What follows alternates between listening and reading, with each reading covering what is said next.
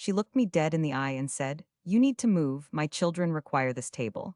Not asked, not requested, required, like I was a piece of furniture she was rearranging in her own home.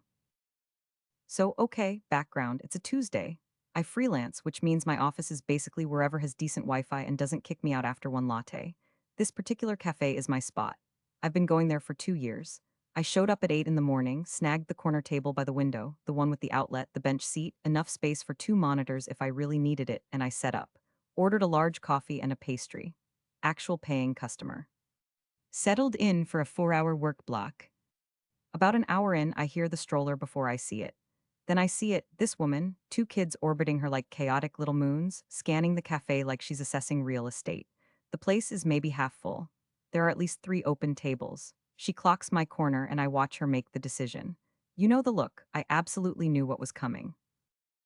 She walks straight over, parks the stroller, and hits me with the opener. "Excuse me, we need this table. It's the only one with enough room for the stroller."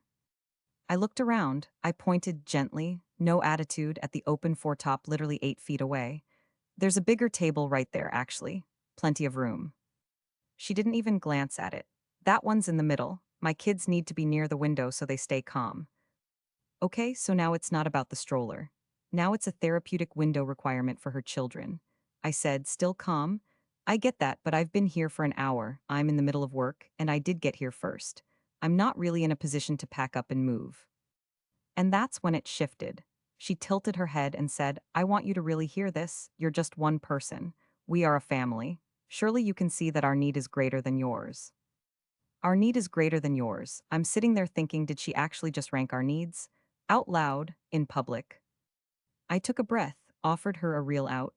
"I'll be done in about 2 hours. You're welcome to have it then, or I'm happy to help you ask the staff if they can move some tables together for you."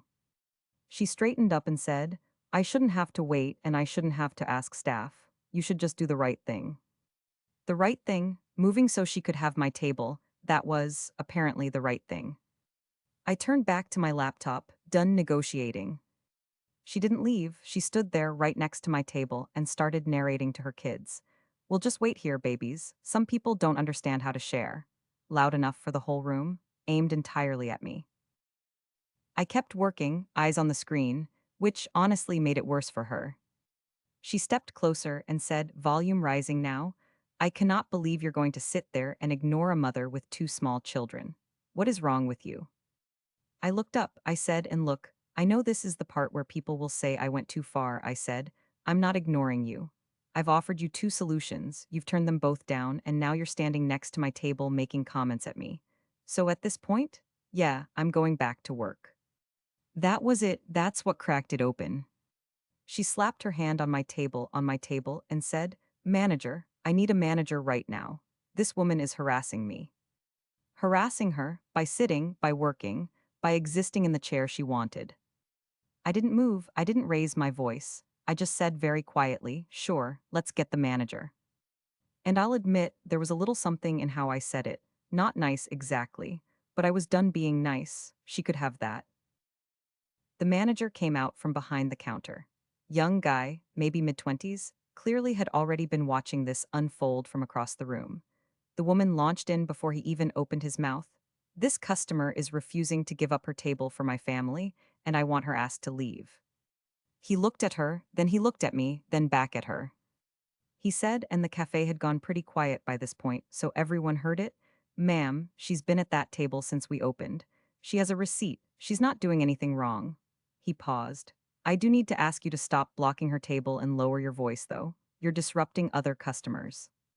The woman's face went through about 6 emotions in 2 seconds. She said, "You're taking her side." He said, "I'm not taking sides. I'm telling you what's happening." And then, this is the part, she grabbed the stroller handle, looked around at the room full of people who were very clearly not on her side, and said, "Fine. We'll go somewhere that actually values families," and walked out. The guy at the table next to me slow clapped. Just once, just enough. The manager caught my eye, gave me a small nod, and went back behind the counter. I stayed another hour and a half, ordered a second coffee, tipped well. But that last thing I said to her, the quiet way I said, "Let's get the manager," honestly, it wasn't kind.